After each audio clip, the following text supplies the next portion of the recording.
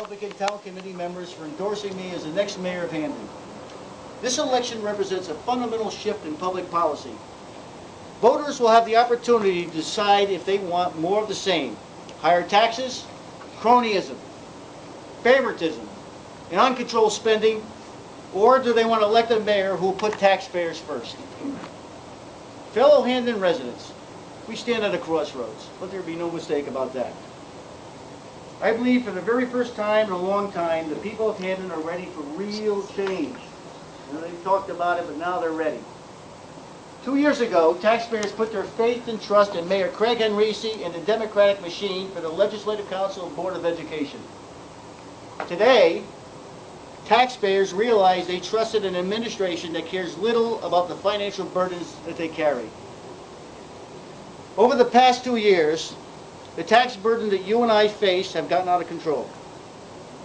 Too many of our neighbors are struggling to make ends meet, and many have moved out of town because they cannot afford to live here anymore.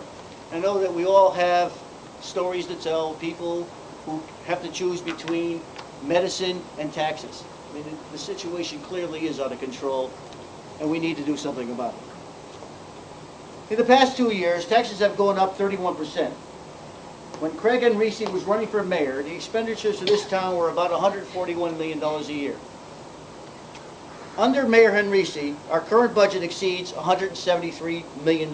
That's an increase of 23% in a 2-year period. Hamden taxpayers cannot afford another 2 years of this mayor, Legislative Council, or Board of Education. We saw the Democrats, they don't see a problem in the town. They've pretty much nominated everyone who currently sits in the council with a few exceptions. Let there be no mistake about it, if this administration is elected for the next 2 years, taxes will go up again. And I've seen no one on the council willing to make some hard decisions about controlling expenses. Over the past couple of years, I've been hearing from taxpayers. I've been hearing from Republicans, I've been hearing from Democrats, I've been hearing from independent voters. Also, my wife works at Acropolis Diner, and she's been hearing that too.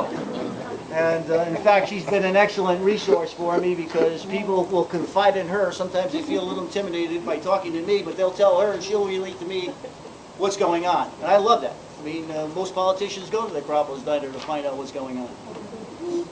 And what did I hear? What do I hear? People are angry. They're angry that they put their trust in this mayor in a Democratic machine. They are angry that the mayor has failed to fulfill his campaign promises, such as refusing a town car and asking for a $6,000 a year car allowance.